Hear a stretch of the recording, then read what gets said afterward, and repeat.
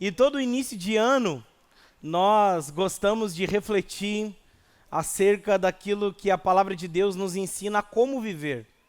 Então, assim como nós pregamos o último sermão, nosso sermão de final do ano foi muito mais do que uma resolução de final de ano, fazendo 5 pontos ou 10 ações que nós gostaríamos de fazer de novo no ano de 2025. Da mesma forma como o sermão passado não foi uma resolução do ano de 2024, e quem sabe que essas listas são vazias. E da mesma forma o primeiro sermão do ano. O que nós queremos, meus irmãos, é olhar para as Escrituras e aprender de fato como que as Escrituras nos ensinam a viver. Irmãos, a palavra de Deus foi escrita pelo menos 1960 anos atrás. Alguns outros 1980 anos atrás. E posso te falar uma coisa, ela nos ensina a viver agora, no presente. O Antigo Testamento é mais antigo ainda, mas as passagens bíblicas, tanto do Antigo como no Novo, falam para a nossa realidade hoje. Falam para a nossa vida a maneira como nós negociamos, a maneira como nós vendemos, a maneira como nós nos vestimos, a maneira como nós comemos, a maneira como nós escolhemos, a maneira como nós temos como prioridade a nossa vida. A palavra de Deus nos ensina a viver. Por isso que a nossa série se inicia agora, é a nossa série Salmos para Viver 2025. Nós queremos e acreditamos que salmos são poesias, são músicas, são cânticos. E esses cânticos são nada mais, nada menos do que a trilha sonora. Tira a trilha sonora de um filme, perde toda a emoção, não é verdade? Perde toda a emoção. Por isso que o maior livro da Bíblia tem 150 capítulos, Salmos. E esses 150 capítulos, meus irmãos, são recheados de emoções, de lamentos, de vitórias, de celebrações, de poesia, de música, de graça, de adoração. Então nós queremos, meus irmãos, dar o play na trilha sonora de 2025, na trilha sonora do nosso ano, para que nós possamos entender que Deus continua no controle, que Deus está guiando, conduzindo a nossa vida a partir da sua palavra. Amém? Então convido os irmãos a abrirem o capítulo de número 23 do livro dos Salmos. Bem difícil de achar esse capítulo, né? Bem fácil. Todos acharam? Quem achou diz amém. Glória a Deus. Olha para quem está do seu lado e fala assim: crente, ouve a palavra de Deus com fome. Amém? Que Deus nos dê fome da sua palavra nesse instante, que possamos ser alimentados pela palavra de Cristo nesse momento. Salmo 23 diz assim para nós: o Senhor é o meu pastor, nada me faltará. Ele me faz repousar em pastos verdejantes, leva-me para junto das águas de descanso, refrigera minha alma, guia-me pelas veredas da justiça, por amor do seu nome. Ainda que eu ande pelo vale da sombra da morte, não temerei mal nenhum, porque tu estás comigo. O teu bordão e o teu cajado me consolam. Preparas-me uma mesa na presença dos meus adversários. Unges a minha cabeça com óleo e o meu cálice transborda. Bondade e misericórdia certamente me seguirão todos os dias da minha vida, e habitarei na casa do Senhor para todo sempre. Oramos mais uma vez? Santo Jesus, vamos a Ti, porque através de Ti vamos ao Pai. Santo Jesus, só vamos a Ti, porque Teu Espírito Santo nos conduz e nos leva a Ti. Obrigado, Jesus. Obrigado porque estamos diante da Sua palavra. Não estamos diante de uma palestra, não estamos diante de um artigo acadêmico, nem de uma revista de fofoca. Estamos diante da palavra que criou todas as coisas. Portanto, que a sua palavra nos ensine a viver, nos ensine a escolher, nos ensine a priorizar, que a tua palavra venha nos educar, que a tua palavra venha educar os nossos amores, pedagogizar o nosso coração. Em nome de Jesus, que a tua palavra seja como um diácono, que guia, que conduz, que serve a nossa mesa da nossa alma. Em nome de Jesus. Amém. Queridos irmãos, o Salmo 23 é como um abraço da eternidade em nossos corações. Talvez seja por isso que ele ressoe há tanto tempo e que ele seja um dos capítulos favoritos da Bíblia por tantas pessoas ao redor de tanto tempo. O Salmo 23 atravessa continentes e toca vidas desde os cristãos a não cristãos. Um salmo conhecido, um salmo muito lido e também um salmo muito esquecido. Um salmo que muitas vezes está lá com a Bíblia aberta na casa. Um salmo muito, muito, muito famoso. Um Deus que se preocupa com seus filhos, um Deus que ama, um Deus que cuida. É um Deus que é o Deus do Salmo 23. É um Deus que é pastor, é um Deus que é cuidador, é um Deus que cuida das suas ovelhas. É interessante que o Salmo 23, ele é tanto poesia para a alma, como também uma dose de encorajamento para viver a fé cristã na realidade dura da vida. Isso mesmo. O Salmo 23 não é como subirmos no alto de uma montanha e nos impressionarmos com aquela vista e não desejarmos voltar para os nossos compromissos.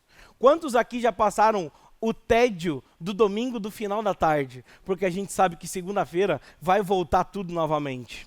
Ou muitas vezes durante a semana. Muitas vezes, durante a semana, nós estamos ali, cara, meu Deus, amanhã já começa tudo de novo, amanhã, meu Deus do céu, eu queria fugir, eu queria viver uma eterna fazenda na minha vida e ir lá. Só que quando você vai morar na fazenda, você descobre que tem muito trabalho também. E você se vê rodeado de trabalho, rodeado de compromisso, rodeado de questões que a realidade é dura demais para mim. O Salmo 23 não é uma fuga da realidade. O Salmo 23 é poesia para a alma, mas uma dose de encorajamento que nos ensina a viver em paz. Em meio à realidade, em meio às provações, em meio aos vales da sombra da morte. E é aí que está a beleza central do capítulo 23 do livro de Salmos. É que ele não nega os vales da vida, os lugares escuros, as decisões perigosas que tomamos, as questões assustadoras que passamos, que sofremos. Pelo contrário, o Salmo 23, ele os reconhece.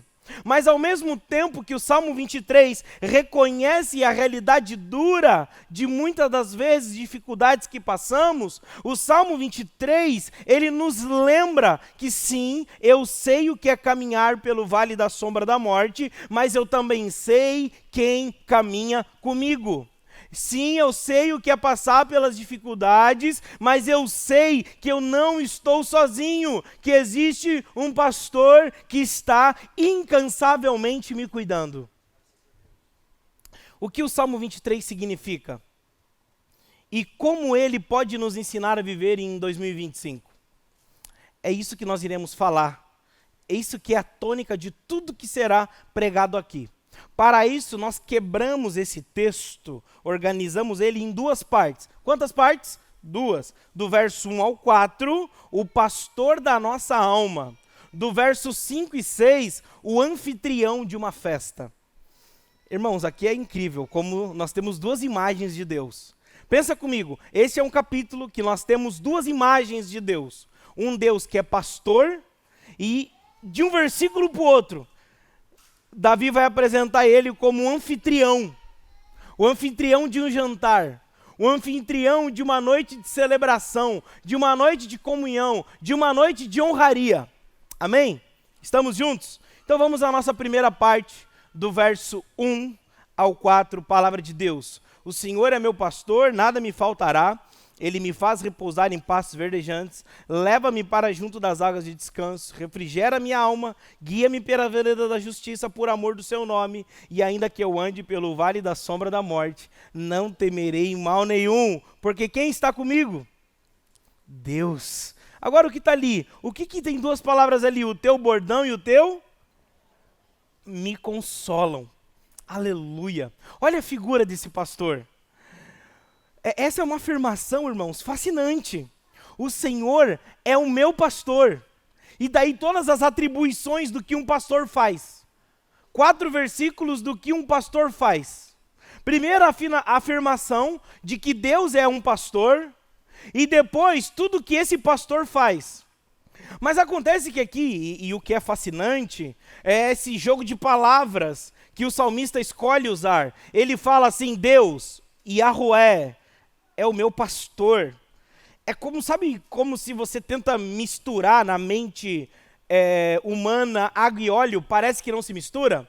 Por que parece que não se mistura essas palavras? Porque Deus é uma linguagem dita, Senhor, né? Aqui é uma linguagem Yahvé, é a linguagem do Deus da aliança. É a linguagem que os povos do Antigo Testamento se referiam a Deus, ao Deus Criador, ao Deus poderoso, ao Senhor dos exércitos, ao Deus da batalha, ao Deus da guerra, ao Deus Criador, o Deus Todo-Poderoso, o Deus temível, o Deus que é maravilhoso, o Deus que está sentado no trono, o Deus que rege o universo com um cetro de poder. Aí o salmista Davi está dizendo que este Deus, assentado num alto e sublime trono, era o seu pastor. Um pastor de ovelha. Deus, um pastor de ovelha. Deus rei. Cuidado, não apenas rei. Rei dos reis. Deus todo-poderoso. Pastor de ovelhas. Uma profissão nada nobre. Uma profissão nada glamurosa. Por que Davi escolhe a figura de um pastor? Para demonstrar a identidade de quem Deus é. Ao descrever Deus como um pastor, Davi pinta na nossa cabeça, Davi lança um quadro dos nossos olhos do cuidado terno, do sacrifício de Deus. Ser pastor, irmãos, e aqui não é referência ao pastor do Novo Testamento. Pastor do Novo Testamento era o pastor que prega, que ensina e lidera. Esse é o pastor do Novo Testamento. Mas do Antigo Testamento, o pastor era pastor de ovelha, literalmente falando. Era um pastor que cuidava de ovelha, campesino. Era um pastor que estava lá no campo. Era essa a figura. É interessante que um pastor, irmãos, ele não era nada glamuroso, não era uma profissão nem desejada pelos pais aos filhos, porque era perigoso. Porque uma das missões dos pastores era guiar as suas ovelhas até os pastos verdes, o que não era nada fácil de encontrar nas terras do Oriente Médio. Uma das outras tarefas dos pastores era proteger as ovelhas, sabe do quê? De leão e urso e todo tipo de animal selvagem. Irmãos, isso daí, imagina você num céu aberto, numa noite estrelada, em uma época em que os predadores estão com muita fome. Aí lá está você fazendo uma longa caminhada, 15, 20, 30 dias de caminhada com as ovelhas a céu aberto, para encontrar pastos verdes. E você é um homem cuidando ali de pelo menos 40, 60 ovelhas. O pastor ele se torna um alvo a céu aberto, porque ele tem que cuidar de animais que, além de serem indefesos, são deliciosos para comer. Não é verdade? São deliciosos para comer. E os predadores e os ursos souberam disso antes do MasterChef. Antes da costela de cordeiro, antes de qualquer chefe, meus irmãos. Os ursos e os predadores já sacaram, isso aqui é muito bom. É um animal indefeso, soma. É indefeso, é gostoso.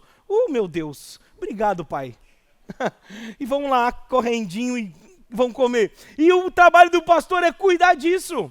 Nós sabemos que Davi, segundo o relato de 1 Samuel 17, ele fazia um bom trabalho em cuidar das ovelhas. É interessante que todo mundo fala assim, né? Davi, ele venceu Golias. Por que Davi venceu Golias? Porque ele vencia urso, ele vencia leão antes. Então quem era Golias diante de um homem que foi treinado a derrubar urso e leão? Irmãos, isso daqui é algo que gera um senso para nós, que nós precisamos entender a identidade de quem Deus é a partir disso. Essa ilustração de Deus como pastor de ovelha fica apenas no passado, será? Nem de longe. O que é fascinante é que parece que... E por que Salmo 23 ganha tanto poder? Ganha tanto poder, ganha tanta notoriedade, não por causa dos relatos da história, mas o que ganha notoriedade o Salmo 23 é porque Jesus, lá em João, capítulo de número 10, versículo de número 11, Jesus, ao se referir a quem ele era, ele vai falar: eu sou o bom pastor, que dá a vida pelas ovelhas. Então o Salmo 23 ganha peso, ganha força, não por causa do Salmo 23, mas ganha força porque Jesus disse que ele era o bom pastor. Ele é este bom pastor. E Jesus não era um pastor qualquer. Por quê? Por que Jesus diz? E ele qualifica, ele não fala apenas, eu sou pastor de ovelhas. Jesus fala, eu sou o bom pastor. Por que ele qualifica, eu sou bom? Porque existiam os maus pastores. E o que eram os maus pastores? Chegavam os chacais, chegavam os ursos, chegavam os leões, chegavam os animais selvagens, e os maus pastores faziam o quê? Se acovardavam. E os bons pastores, sabe o que eles faziam? Enfrentavam. Eles enfrentavam as dificuldades dos animais selvagens para cuidar das suas ovelhas. E o mais fascinante é que esses pastores não eram donos dessas ovelhas, eles cuidavam das ovelhas dos seus senhores, o que fica mais profundo ainda, porque Jesus veio para cuidar daqueles que o Pai lhe entregou. Por isso que Jesus é o bom pastor, e esses pastores, a figura do bom pastor no Antigo Testamento, era aquele que cuidava das ovelhas dos seus senhores, não era nem dele. Quando toca nas nossas coisas, a gente não fica... A gente cuida até a gente morde, é como tenta tirar comida quando um cachorro está comendo ali, né? Tenta tocar na ração de um... É isso que a gente, quando pega...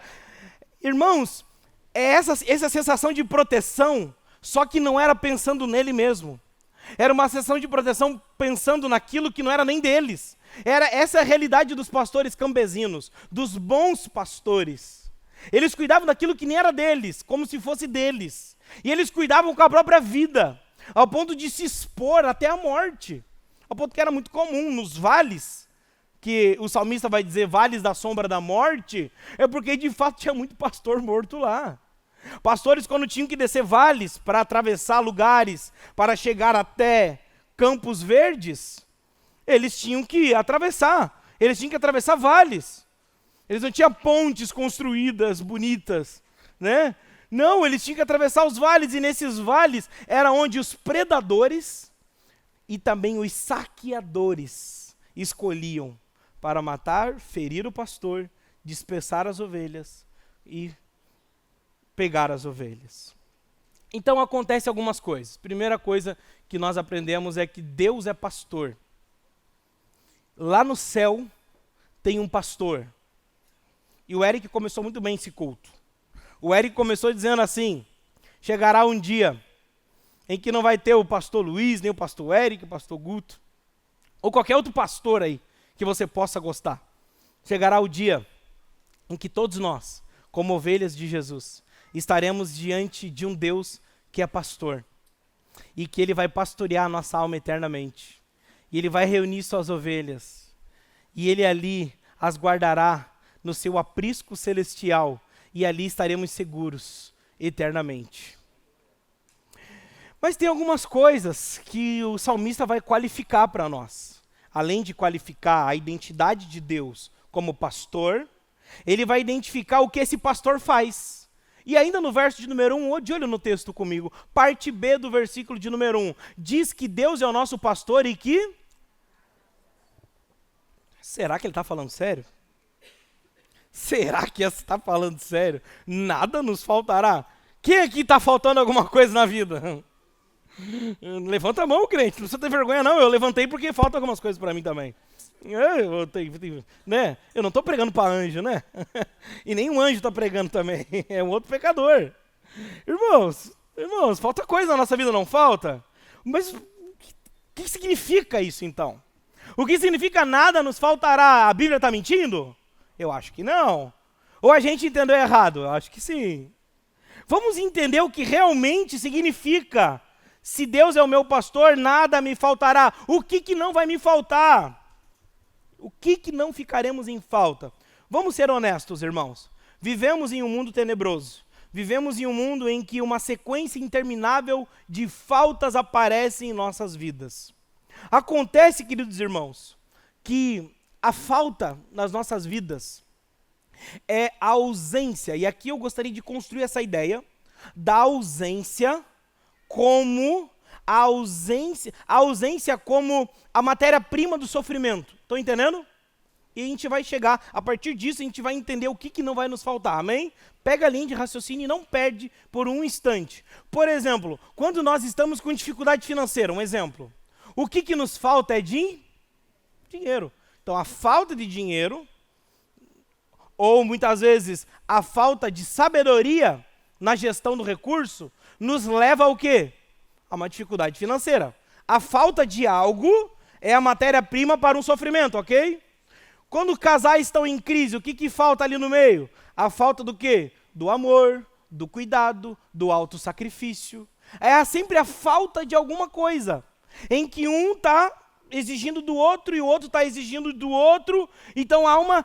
eu sinto isso. E o que falta? Falta paciência, falta graça, falta perdão verdadeiro, falta arrependimento. É a falta. E por que falta perdão? Porque falta amor, é porque nós sofremos nos nossos relacionamentos. Estão entendendo a lógica?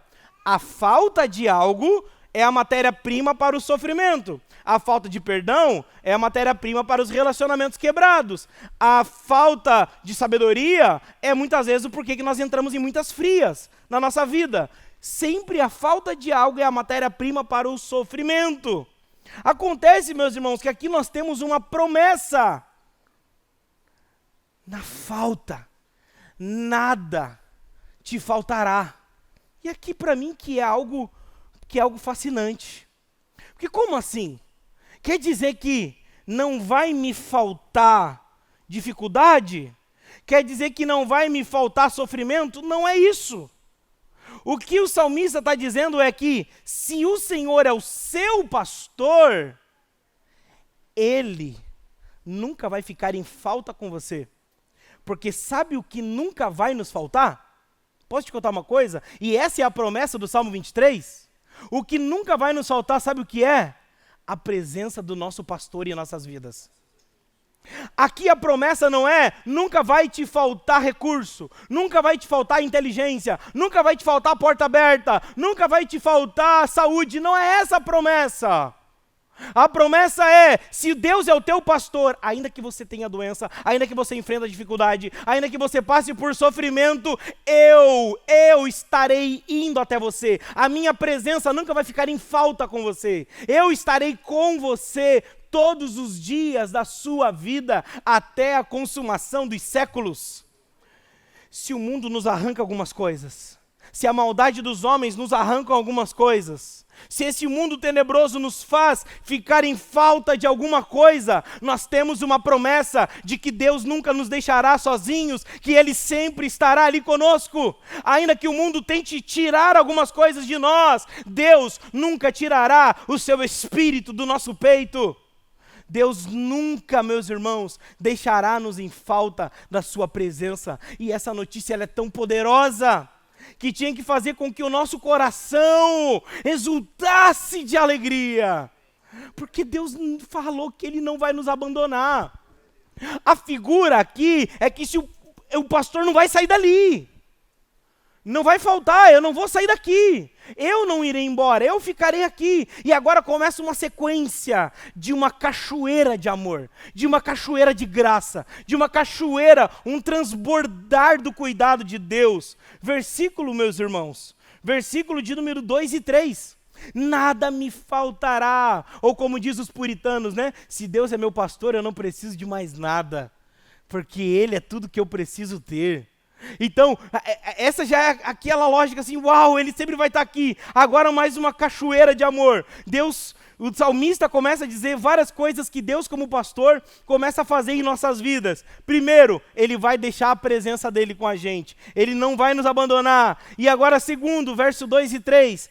Ele me faz repousar em pastos verdejantes. Leva-me para junto das águas de descanso. Refrigera minha alma. Guia-me pelas veredas da justiça, por amor do seu nome. Meus irmãos, aqui nós temos um paralelismo sinonímico. O que é isso, pastor? Me explica, me traduz. O que significa? Significa que o verso 2 é uma ilustração do verso 3. Que o verso 2 explica o verso 3, e o verso 3 é a explicação clara do verso 2. Eu estou dizendo a mesma coisa usando ilustrações diferentes. Quem entendeu agora? Sabe aquela pessoa que fala a mesma coisa usando exemplos diferentes para reforçar a mensagem? É isso que ele está fazendo. Então, ele, verso número 2, me faz repousar em pastos verdejantes, leva-me para junto das águas de descanso. Percebeu a imagem? Levou a gente para um cenário. Volta lá, empresta a sua mente, empresta a sua consciência. Leva a sua mente agora, a sua imaginação, lá para pastos verdejantes. Imagina que você está num pasto verdejante e Deus te levou para águas de descanso. Agora ele vai falar o que significa isso prático na nossa vida. Ao Deus fazer isso, ele refrigera a minha alma e ele me guia pelas veredas da justiça por amor do seu nome. Então, meus irmãos, o verso 2 nos leva aos pastos verdejantes e às águas tranquilas, enquanto o verso 3 mostra como Deus faz isso conosco. Repousar em pastos verdejantes é muito mais do que relaxar fisicamente. O verso 3 está dizendo que ele refrigera a minha alma. E aqui, meus irmãos, não é uma ideia platonista, não. Não é uma ideia gnóstica. Não é uma ideia fantasmagórica de que Deus não se preocupa com o nosso corpo, não. Mas aqui está falando do centro da vida. O centro, quando a alma está descansada, o corpo está tranquilo. O corpo descansa quando a alma está descansada, quando o coração está em paz. Irmãos, você pode estar com a dieta em dia. Aleluia, eu vou chegar lá, né? Quem vai chegar esse ano? Em nome de Jesus. Aleluia, dieta em dia, em nome de Jesus, nós vamos chegar lá. Creia, varão, creia que é Deus na terra, eu creio, em nome de Jesus. Irmãos, aleluia por isso. Entendeu? Ele guia-me pelas veredas da justiça por amor do seu nome, porque ele refrigera a minha alma. Só é possível caminhar nos caminhos justos, porque eu estou com a alma satisfeita. Aqui é uma questão de alma, de coração. Você pode estar com a dieta em dia. Pode, vai estar em nome de Jesus, né? Você pode estar com o seu exercício em dia, e vai em nome de Jesus. Né, crente? Amém?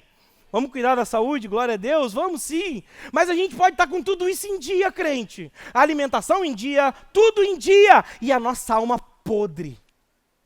Nós vivemos numa era da idolatria do corpo. Se o meu corpo está fisicamente bem, então significa que a minha alma está boa. Nem sempre. Tem muito gordinho por aí, muito mais saudável emocionalmente. E tem muito aí, sem barriga, que está com o coração e a alma podre. Irmãos, nós temos que tomar cuidado. Sabe assim, irmão, nós temos que tomar cuidado com a idolatria do corpo. Nós temos que cuidar da saúde, sim. E muitas vezes os nossos problemas emocionais podem surgir da falta do cuidado dela. Sim, com certeza. Mas nós não podemos, meus irmãos, entrar numa onda que o que guia o centro da vida é o corpo. O que guia o centro da vida são os impulsos, são as nossas necessidades corporais. O que guia e é o centro da vida ainda é o coração humano.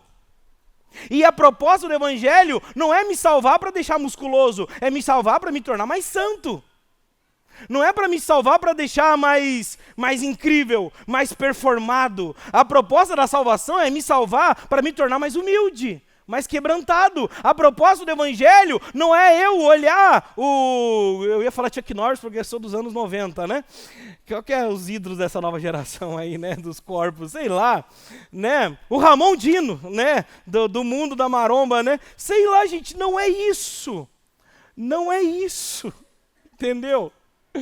Não é isso, caras. A gente vai ter que tomar cuidado. Porque a gente está sendo permeado de buscas de refrigerar o nosso corpo enquanto a nossa alma apodrece. De que adianta um corpo refrigerado, musculoso, tudo em dia, mas na hora de orar eu sou preguiçoso.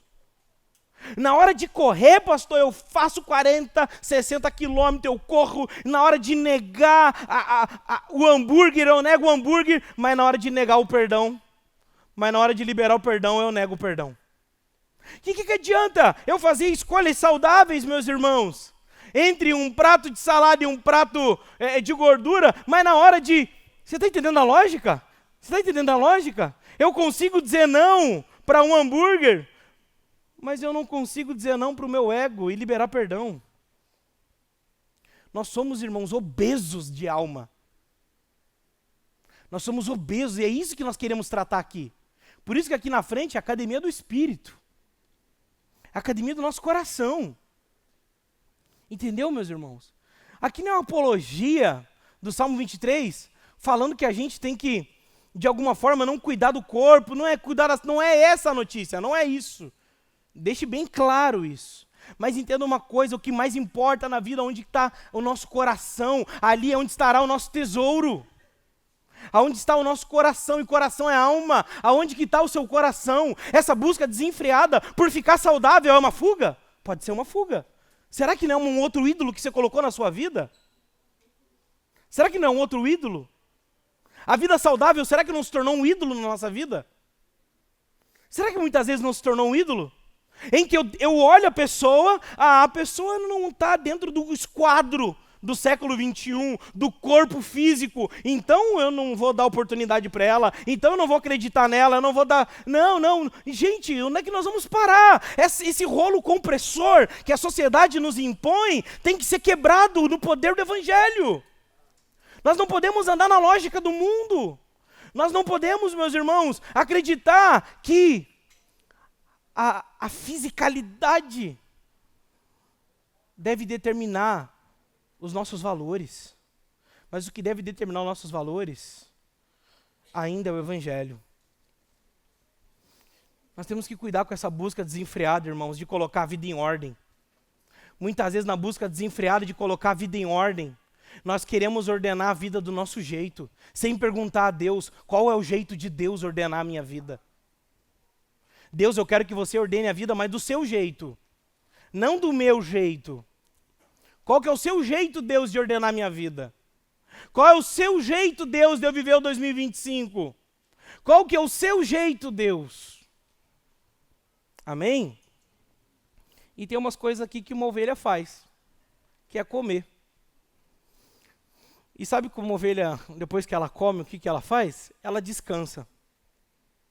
É interessante que o versículo de número 3, meus irmãos, ele vai falar: refrigera minha alma, guia-me pelas veredas da justiça por amor de seu nome. Existe aqui, meus irmãos, um repouso e um refrigério para a nossa alma. Sabe quando, aqui eu fecho esse ponto. Sabe quando que as ovelhas repousavam em pastos verdejantes? Não é quando elas estavam apenas em pastos verdejantes, mas é quando elas se alimentavam de pastos verdejantes. Olha para quem está do seu lado e diz assim: Jesus é seu pastor, mas também deve ser o seu pasto. Isso mesmo. Jesus é o nosso pastor e Jesus também é o nosso pasto. Por isso Jesus, quando ele se refere a ele vai falar que ele é o pão da água viva, pão da vida. Ele se coloca como eu quero ser alimento para você. Se alimente de mim. Então, pela lógica do Novo Testamento, fazendo uma teologia bíblica aqui do Antigo e do Novo, a identidade de Deus não é apenas que ele é pastor, ele também é o pasto. Ele não é apenas o pastor que cuida, que guia, mas é o pasto que nos alimenta. A ovelha, meus irmãos, é a coisa mais linda quando você passa numa fazenda assim. As ovelhas tudo deitadinha. Aí de vez em quando aquelas ovelhas, tem uma que está correndo assim. Aí eu lembro onde eu estudei em 2011, em Minas Gerais, teologia. Aí eu estava lá passando por um lugar assim, eu perguntei por que todo mundo ali tem muitas correndo e algumas poucas deitadas. Aí o senhorzinho me falou lá, é porque aquelas que estão deitadas é que já comeram. E as que estão correndo agitadas é que não comeram ainda. Depois que come, acalma. É que nem criança, né? Tem horas que criança que depois que come, acalma, dorme, tranquilo. É que nem a gente, né? Depois que come, vai descansando. Irmãos, por que nós nos tornamos cristãos tão agitados e ansiosos? Porque muita gente não come da palavra. Porque muita gente não come o suficiente da palavra. Quando a gente come o suficiente da palavra, a gente descansa. Pastor, mas eu estou sentindo um cansaço na minha vida, meu Deus. Caramba, parece que eu acordo já cansado. Muitas vezes, irmãos, a gente tem que se alimentar da palavra de Deus. E a palavra de Deus é o descanso para a minha alma. Ainda que o meu corpo tem as questões do corpo e que eu tenho que cuidar e etc. e tudo isso, e amém, faça isso e coloque tudo em dia e amém. Mas, irmãos, entenda uma coisa. Tem coisa, irmãos, que nós vamos resolver abrindo a Bíblia. Simples. Tem coisa que vai ser mais simples do que a gente imagina. É abrindo a Bíblia e lendo incansavelmente. Chega um momento da nossa vida espiritual que a gente não vive só de versículo, não. De caixinha de promessa. De pregação de domingo. Chega um momento da nossa vida espiritual que a gente tem que ler a Bíblia mesmo. E ler a Bíblia e ler de verdade. Tipo assim, esse ano, ler a Bíblia toda é impossível. Não, irmãos, não pode ser impossível. Eu vou ler a Bíblia, pastor, mas eu vou ser assim, ó, eu vou ser devorando a Bíblia, eu vou comer a Bíblia, eu vou ler ela do início ao fim. Como diz os sábios antigos, nós devemos visitar bons livros, mas devemos morar na Bíblia. Sabia que se você lê 7 a 8 capítulos da Bíblia por dia, você lê ela 2 vezes por ano? Ela inteira, 2 vezes por ano? Lê a Bíblia, meus irmãos, fica lendo mesmo. Tem um tempinho, abaixa o app no celular, lê no celular. Lê em todos os momentos, sabe? Rompa uma vida espiritual em que ela não fica apenas no ritual do devocional, mas é uma vida de ritual devocional, devota a Deus. Eu acordo de manhã, eu leio a Bíblia, eu estou no intervalo, eu gosto de ler a Bíblia, eu estou andando com a Bíblia no meu peito, no meu coração. Nós criticamos os crentes antigos que andavam com a Bíblia embaixo do braço, e que de fato muitas vezes se tornou um moralismo, mas a gente agora não leva a Bíblia nem embaixo do braço e nem no coração. A gente já não anda mais, a gente não lê. O que a gente sabe, vou colocar aqui os pregadores do momento, vou assistir os pregadores do momento, lê a Bíblia e me sirva. Não, irmão, nós temos que ler a Bíblia. Porque se nós não lemos a Bíblia, nós seremos fracos espiritualmente. Nós precisamos da leitura diária da palavra de Deus. Amém? E nós temos o versículo de número 4. Olha o que diz o versículo de número 4 ali. Aqui para mim é forte demais. Isso para mim é algo que mexe comigo. Ainda que eu ande pelo vale, eu não temerei mal nenhum, porque tu estás comigo. O teu bordão e o teu cajado me consolam. Irmãos, isso daqui para mim é algo completamente fascinante. Deus no vale conosco. Deus passando no vale conosco. Deus passando o vale da sombra da morte conosco. E sabe o que é o mais incrível? É que ele está falando e qualificando a morte aqui com uma palavra que eu muitas vezes não me atentava tanto. Sabe qual é a palavra antes da morte? Qual a palavra tem antes da morte ali? Sombra. E isso começou a me chamar a atenção, sombra da morte. Aí eu ouvi o Billy Graham compartilhando uma história sobre o Dr. Donald Grey Barnhouse, que infelizmente, um grande homem de Deus que perdeu sua esposa e deixou ele com 2 filhos pequenos, uma mais velha por volta de 12 anos, e Barnhouse, o chão dele acabou ali, ele realmente, ao perder a esposa, o ministério dele, tudo, realmente, Billy Graham vai contando assim que, cara, é um homem de Deus, mas ao perder sua esposa, a vida dele desabou, assim, ele ficou completamente, não conseguia reagir, ele estava naquele estágio assim, cara, a gente construiu a vida inteira, eu e ela, então muita coisa dela que era eu, nela. E quando ela se foi, eu também não sei quem eu sou mais. E várias questões assim. E o Billy Graham contando que Deus visitou esse homem. E que Deus visitou esse homem no Salmo 23. E sabe onde Deus visitou esse homem? No caminho indo para o funeral.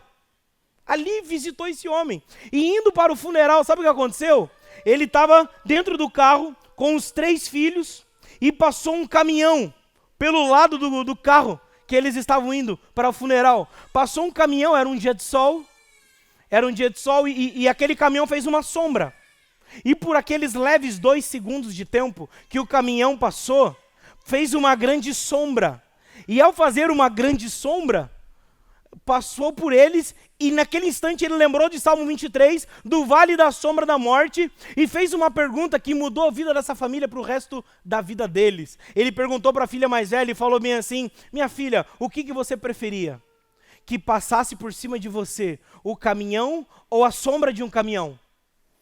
A filha falou bem assim: papai, é claro que eu ia preferir uma sombra, porque eu não seria machucada, porque eu não iria morrer. O pai em lágrimas, visitado pelo Espírito Santo, pelo consolo de Deus, pelo cuidado de Deus, pelo pastor da alma dele, pelo pastor das nossas almas, ele disse para ela: foi isso que aconteceu com a mamãe. Não, ela não morreu. Foi apenas o vale da sombra da morte. A mamãe está viva agora. Ela está viva com aquele que vive eternamente. Os cristãos, meus irmãos, ainda que morrem, eles vivem. Ainda que morrem, eles vivem. Porque quando eles partem daqui, eles chegam no lugar, eles chegam mais cedo no lugar que nós desejamos viver para o resto das nossas vidas. Isso é consolo para nossas almas. Isso é consolo. Isso é conforto. Isso é alívio. Meus irmãos, mas aqui está a mudança de cenário. É como se o salmista terminasse esse capítulo, versículo 4, falando do vale da sombra da morte. E agora é como se, sabe, em poucos segundos muda o cenário. Sabe aquela história que o choro pode durar uma noite, mas a alegria vem pela manhã? É como se os primeiros 4 versículos é Deus ensinando e consolando o seu povo na dificuldade do choro da noite.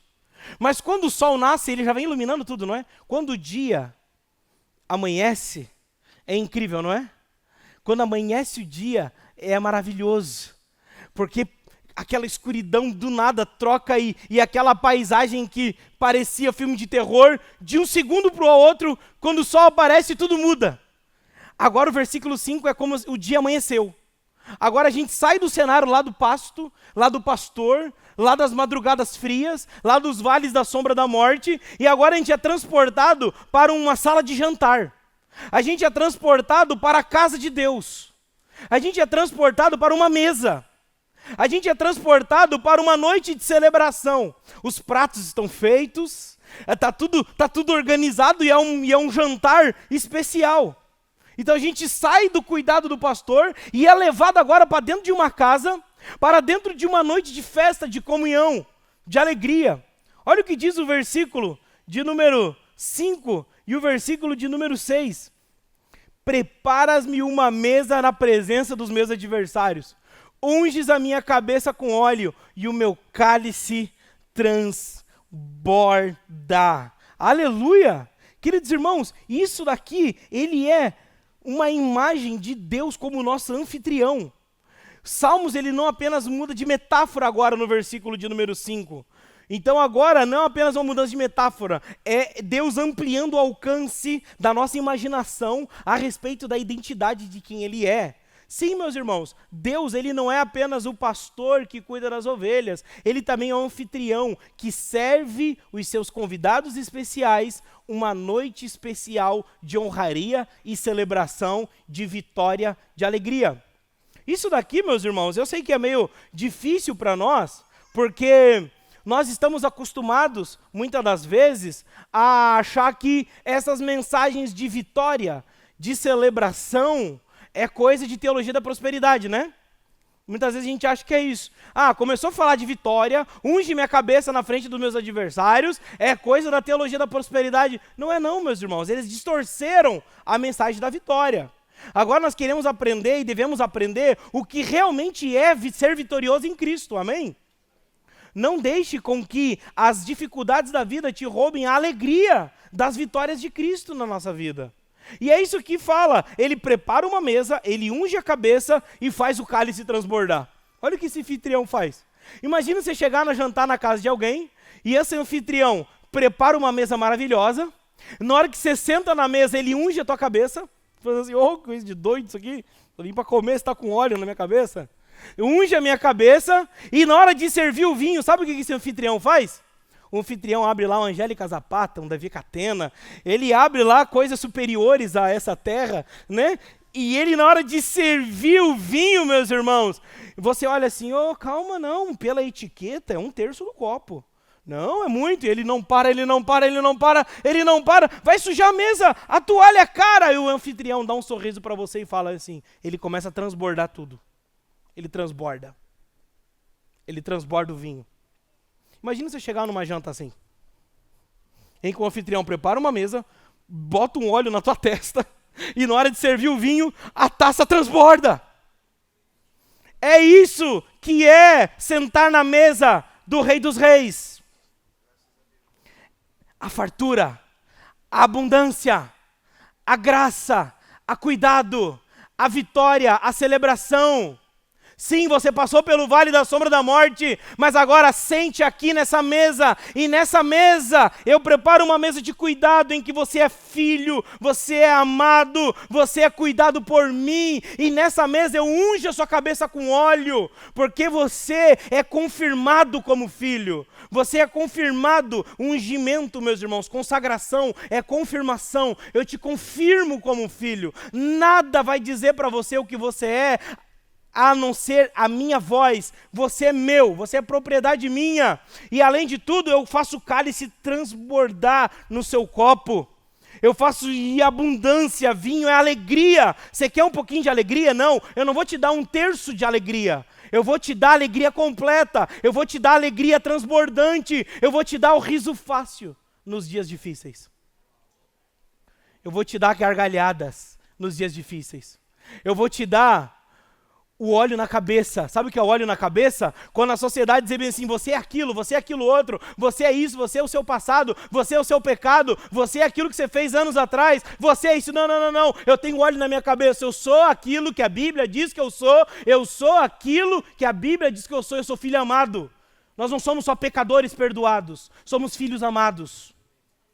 Não somos só pecadores que Deus está bravo, te perdoei, cara, tá aí, recebe o bilhete de entrar no céu, entrou no céu, agora vamos lá, fica aí, cara, vou olhar de canto porque você pecou, então, não é só, é mudança de status, é mudança de natureza, arrependimento, metanoia, não é mudança de mente apenas, é mudança de estrutura, nós éramos inimigos, mas agora somos filhos amados.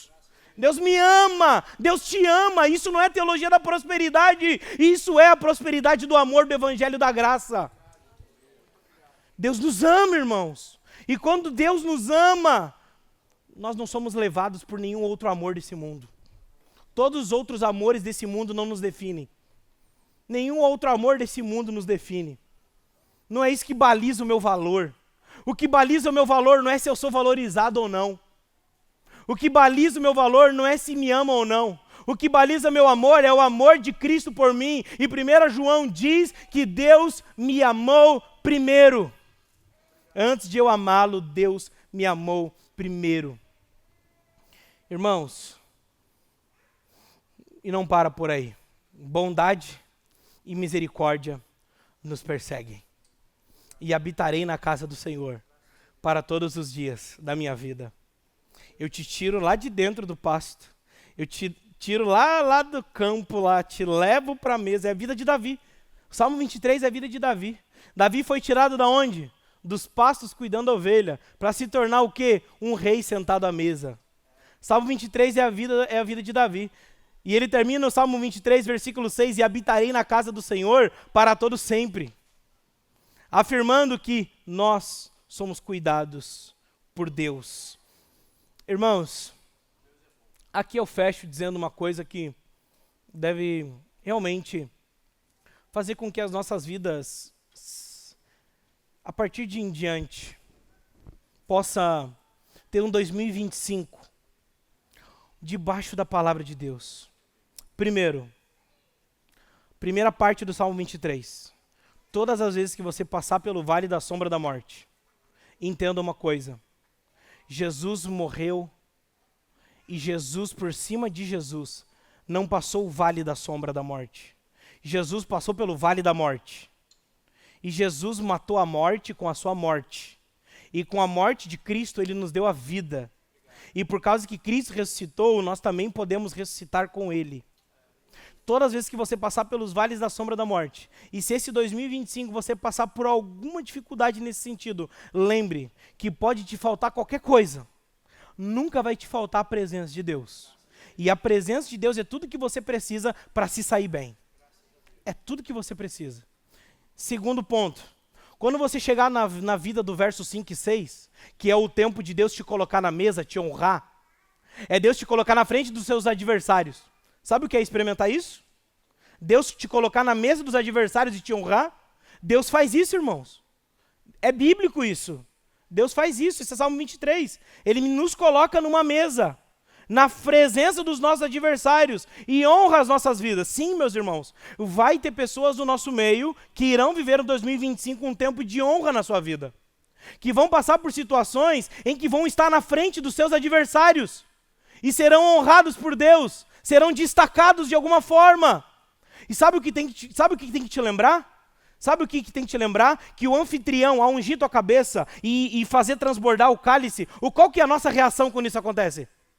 Imagina você, pensa comigo, os últimos instantes, guarde com fé isso. Eu quero te ensinar a se permanecer fiel a Deus quando tudo dá certo. Eu quero te ensinar a permanecer crente quando tudo está dando certo. Porque muitas vezes nossas pregações só giram em torno quando tudo está dando errado, quando tudo está passando dificuldade. Não, e quando tudo começa a dar certo, eu quero te ensinar. Quando tudo começa a dar certo, o anfitrião, sabe o que ele faz? Ele unge a cabeça, ele transborda o cálice. Qual que é a nossa reação quando tudo começa, quando alguém enche o nosso cálice de vinho, nosso cálice de vinho e faz transbordar? Qual que é a nossa reação?